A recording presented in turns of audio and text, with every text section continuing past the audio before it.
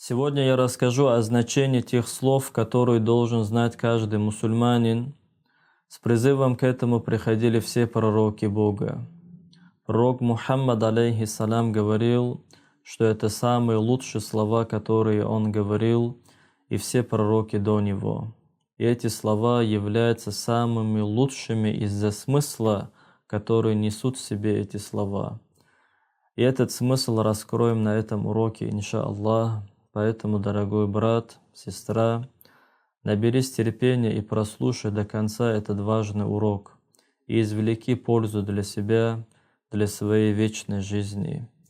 Ведь если человек произносил эти слова, но неправильно понимал их смысл, то такому человеку не поможет его намазы, его посты и так далее, так как то, о чем я буду рассказывать, это является основой для всего. И без этой основы ничего другое не будет принято. Бисмиллах, вальхамдулиллах, вассалату вассаламу аля расулиллах.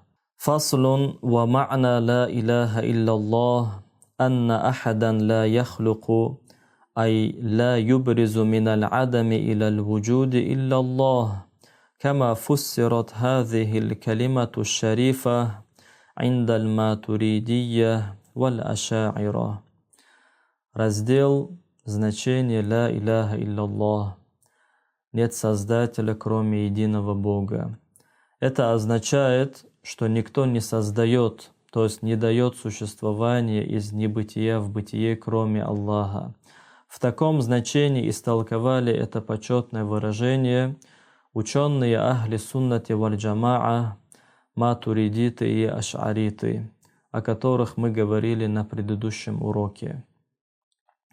فَكُلُّ مَا فِي السَّمَاوَاتِ وَمَا فَوْقَهَا وَمَا فِي الْأَرْضِ وَمَا تَحْتَهَا وَمَا بَيْنَ السَّمَاوَاتِ وَالْأَرْضِ لَمْ يَخْلُقْهُ أَحَدٌ أَيْ لَمْ يُبْرِزْهُ مِنَ الْعَدَمِ إِلَى الْوُجُودِ إِلَّا اللَّهُ سُبْحَانَهُ. Все, что на небесах, как, например, ангелы, и над ними, например, рай, а также все, что на земле, как люди, животные, растения и тому подобное, и под ней, а под седьмой землей находится ад, а также все, что между небесами и землей, как солнце, луна, звезды, абсолютно все создано только лишь Аллахом. И никто, кроме Аллаха, не создал этого, то есть не дал существование из небытия в бытие. Саваун кана айнан ам амала, хаджман ам джисман ам сифа, харакатан ам сукуна, ам хатира ам тадаббура. Все в этом мире в равной степени объекты, тела, их объемы и их действия, как произвольные, так и непроизвольные, а также их качества, как форма, цвет, вкус, запах и тому подобное. Все это создано Аллахом. Аллах сказал в Коране: «Ва халака кулля шей». Это означает, Аллах создатель абсолютно всего. «Ва хаза яктади алла ястахикка ахадун ай ю'бада илляллах». Аллах, Он создатель абсолютно всего. Значит, это непременно ведет к тому, что только Он достоин поклонения, так как все, кроме Аллаха, это Его творение, а те, которые поклоняются не Аллаху, они поклоняются Его творениям. Мы должны поклоняться Создателю, а не Его созданиям. Никто, кроме Аллаха, не достоин, чтобы Ему поклонялись, то есть, чтобы Ему проявляли наивысшую степень смирения и покорности. خلق العالم بأسره العلوي والسفلي والعرش والكرسي والسماوات والأرض وما فيهما وما بينهما. Аллах создал весь мир, верхний и нижний. Верхний — это небеса и то, что над ними, а нижний — это земли и то, что под ними. Аль-Арш и Аль-Курси — небеса и земли и все, что в них и между ними. Аль-Арш является самым грандиозным объектом, созданным Аллахом, и он подчинен ему, и Аллах, он тот, кто его установил на вершине мировоздания и дает ему пребывать там. Поэтому он не падает на небеса и землю, разрушая их. Если самое грандиозное создание подчинено ему, то тем более то, что меньше Аль-Арша подчинено Аллаху. لا تتحرك ذرة إلا بإذنه وما تسقط من ورقة إلا يعلمها ولا حبة في ظلمات الأرض ولا رطب ولا يابس إلا في كتاب مبين. Ни одна мельчайшая частица не движется без его воли. Он знает о каждом падающем листке, о каждом семени внутри земли, обо всем, что в море и на суше. Все это записано на доске судеб. أحاط بكل شيء علما وأحصى كل شيء عددا.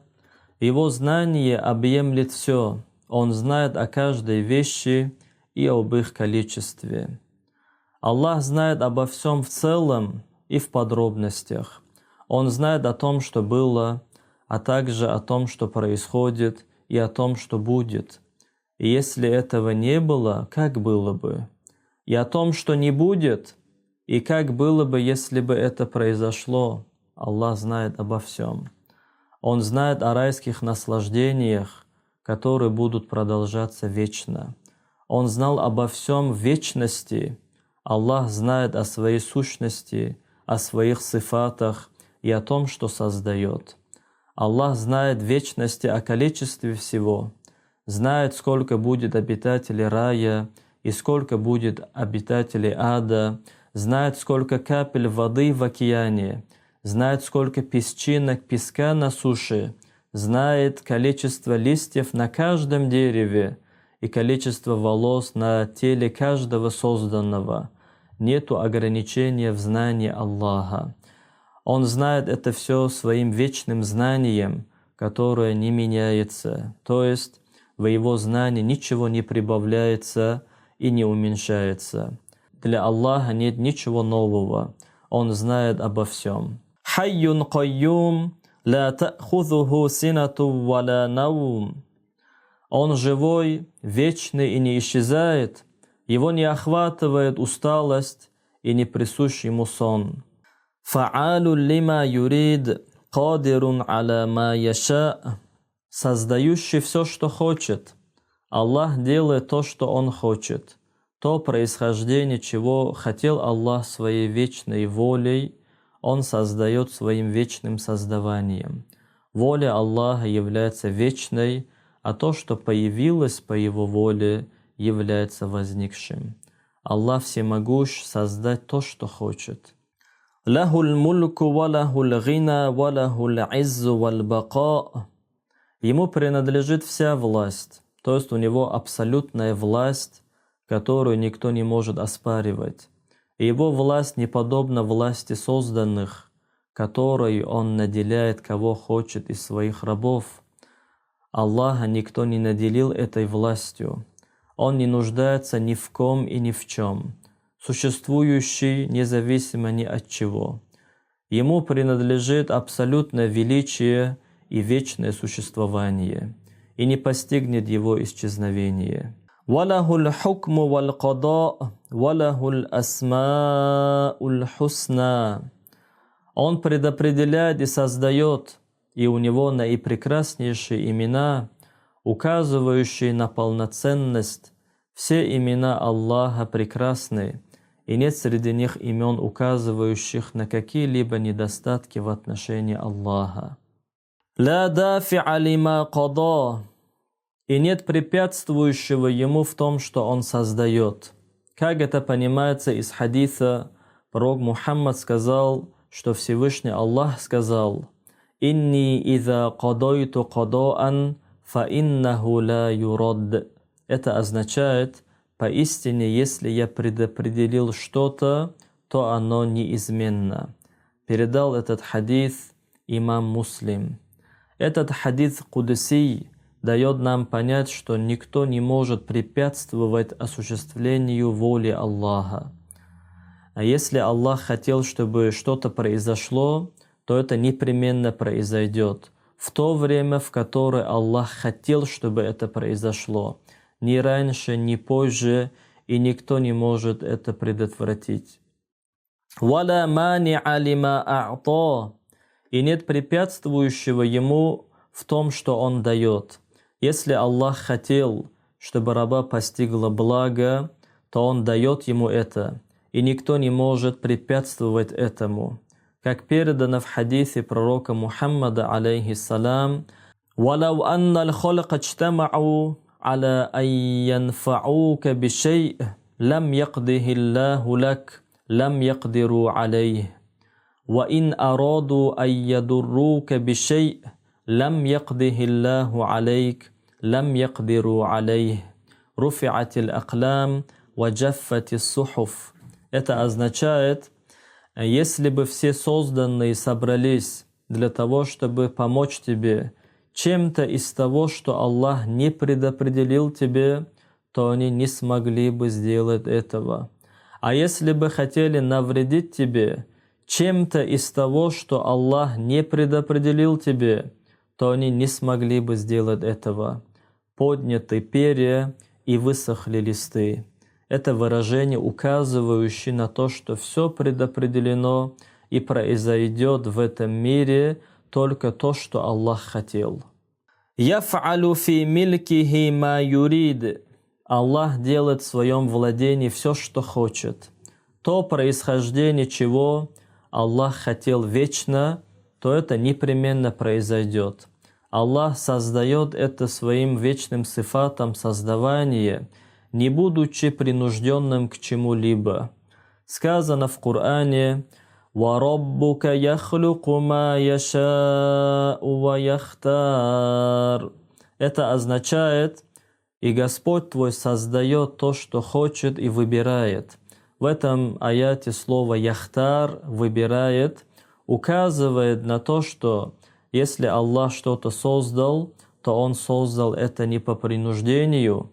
Аллах не принужден к чему-либо, так как принужденность это указывает на безволие, а безволие это слабость, а слабость Богу не присуща. Аллах создает то, что Он хочет. وَيَحْكُمُ فِي خَلْقِهِ بِمَا يَشَاءُ. Аллах правит своими творениями так, как Он хочет. То есть Аллах запрещает, что хочет, и вменяет в обязанность, что хочет. «Ла ярджу савабан, ва ла яхафу икаба». Аллах не надеется на вознаграждение и не боится наказания. Аллах не ждет от своих рабов награды или же пользы. Аллах не возложил на них обязанность поклонения для того, чтобы Ему это приносило пользу. И Он не запретил им что-либо, потому что боится вреда или наказания от кого-то из них. Как Он может надеяться на награду кого-либо из них или бояться наказания от них, когда Он их Создатель и Создатель их деяний? Аллах сказал в Коране: «Ин ахсантум ахсантум ли анфусикум, ва ин асатум фалаха». Это означает, если вы совершаете благие деяния, то совершаете для себя же, то есть в свою же пользу, вам будет вознаграждение за это от Аллаха. А если же вы совершаете зло, то опять же для себя, то есть это зло лишь вам принесет вред. А Аллаху мы своими благими поступками не приносим никакую пользу, а также грехами не наносим никакого вреда. У Аллаха ничего не прибавляется и не убавляется. «Лейса алейхи хаккун ялзамуху валя алейхи хукм». Никто не может обязать и осудить его. Аллах никому ничем не обязан. Нельзя говорить в отношении Аллаха «обязан», так как если мы говорим кому-то «ты обязан», то это значит «есть тот, кто обязал». а за невыполнение этой обязанности может наказать, то это абсурд в отношении Бога, так как нету запрещающего или повелевающего Ему. Никто не правит над Ним. وَكُلُّ نِعْمَةٍ مِّنْهُ فَضْلٌ وَكُلُّ نِقْمَةٍ مِّنْهُ عَدْلٌ. И каждое благо по Его милости, а каждое наказание по Его справедливости. Если Аллах даровал своему рабу какое-либо благо, то это по Его милости, а не потому, что Он обязан был дать это. А если бы не дал этому рабу этих благ, то он не был бы несправедливым к нему. А также каждое наказание по Его справедливости. Тот, кого Аллах награждает, то по своей милости, а тот, кого наказывает, то по своей справедливости. Аллах не угнетает никого. Угнетение в отношении Аллаха абсурд, так как угнетение – это распоряжаться в чужом владении без права, то Аллаху принадлежит вся эта вселенная и все, что в ней есть, в том числе и мы, и наши тела, имущество, наши потомки. Все это на самом деле владение Аллаха, и Он делает в своем владении все, что хочет. То человек, что бы с ним ни случилось, даже если ты потеряешь все свое имущество, всех своих близких, то ты ни в коем случае не должен возмущаться Богу. Ты не должен говорить, что якобы Аллах сделал что-то несправедливо. То когда мы говорим кому-то, ты поступил несправедливо, то тем самым хотим сказать, ты не имел права так поступать. То кто говорит в отношении Бога, что Он сделал несправедливо якобы, то он как будто бы говорит, что Аллах не имел права так делать. Аузу билля. Аллах делает все, что хочет. Кому хочет, дарует какое-то благо, будучи не обязанным, а кого хочет, лишает этих благ. Он не обязан был тебе дать этих благ, как, например, здоровые органы. Аллах не обязан был тебя вообще создать, но Он тебя создал, даровал тебе эти органы здоровые, даровал тебе имущество, даровал тебе детей, будучи не обязанным, и это все Ему же принадлежит. И Он также может у тебя это забрать в любое время. И ты ни в коем случае в отношении Аллаха не должен возмущаться. Как, например, это просто пример для понимания. Если бы я кому-то из вас дал бы свой телефон, это мне принадлежит, я бы дал бы, сказал бы, вот на, возьми, позвони там. И потом человек взял, использовал, и потом я говорю, ну все, я забираю обратно. Я забрал свой же телефон, то, что мне принадлежит. И потом этот человек пошел бы и начал бы людям говорить, что вы знаете, этот человек, он несправедливый, он нехороший, он поступил со мной несправедливо. И потом ему скажут, а в чем же причина, что он с тобой сделал? И потом этот человек скажет, он у меня забрал то, что ему же принадлежит. То ему люди что скажут? Скажут, у тебя явно, тебе надо подлечиться, потому что он у тебя забрал то, что ему же принадлежит. Он же не обязан был тебе дать, и также он забрал у тебя, это же ведь его имущество. Это просто для понимания. И вот мы должны осознавать, что на самом деле вся эта вселенная и все, что в ней есть, это на самом деле принадлежит Богу. И Аллах делает в своем владении все, что Он хочет. Кому хочет, дарует, у кого хочет, Он забирает. И поэтому ни в коем случае ты не должен возмущаться в отношении Бога. Ведь Аллах сказал в Коране: وَلَنَبْلُوَنَّكُمْ بِشَيْءٍ مِّنَ الْخَوْفِ وَالْجُوعِ وَنَقْصٍ مِّنَ الْأَمْوَالِ وَالْأَنفُسِ وَالثَّمَرَاتِ وَبَشِّرِ الصَّابِرِينَ. Это означает, непременно у вас будут какие-то трудности, испытания, как страхом, как голодом, недостатком в имуществе, потере близких людей или же плодов. И далее сказано: «Обрадуй же терпеливых раем». То есть в этой жизни непременно какие-то потери будут. И далее говорится: الذين إذا أصابتهم مصيبة قالوا إنا لله وإنا إليه راجعون. Обрадуй же тех, которые, когда их постигают эти трудности, они говорят: «Воистину мы принадлежим Аллаху, и поистине мы будем возвращены к Его отчету». То есть они не возмущаются Аллаху. И поэтому вот мусульмане, когда у них какая-то потеря, они приходят и первым делом что говорят? Этот аят зачитывают, говоря: «Инна лилляхи ва инна илейхи раджиун», говоря, напоминая: «О брат, о сестра, ты ни в коем случае не должен возмущаться Богу. Ведь воистину мы принадлежим Аллаху, и Аллах с нами делает все, что Он хочет. И мы Ему принадлежим. Вся эта вселенная и все, что в ней есть, это Его владение, а Аллах в своем владении делает все, что хочет».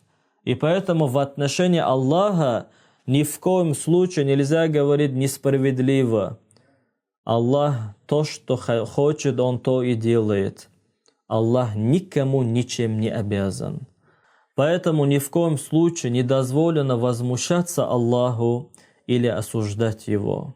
«Ла юс'алу амма яф'аль, вахум юс'алун». Его не спрашивают о том, что Он делает, а они, рабы, они будут спрошены.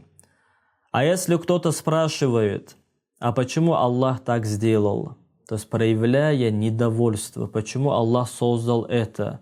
Почему это так, а другому так? Почему это происходит вместо другого? И он в своем вопросе хочет проявлять недовольство. То в этом случае этот человек отрицает то, что Аллах установил в Коране. Ведь Аллах сказал в Коране: «Ла юс'алу амма яф'аль». Не спрашивается у Аллаха то, что Он делает. То есть не спрашивается с возмущением и недовольством. Кто проявляет недовольство Аллаху, тот отступает от веры. А если же кто-то спрашивает не с намерением возмущения, а спрашивает он, в чем мудрость того, что Аллах создал это, то в этой ситуации человеку нету вреда.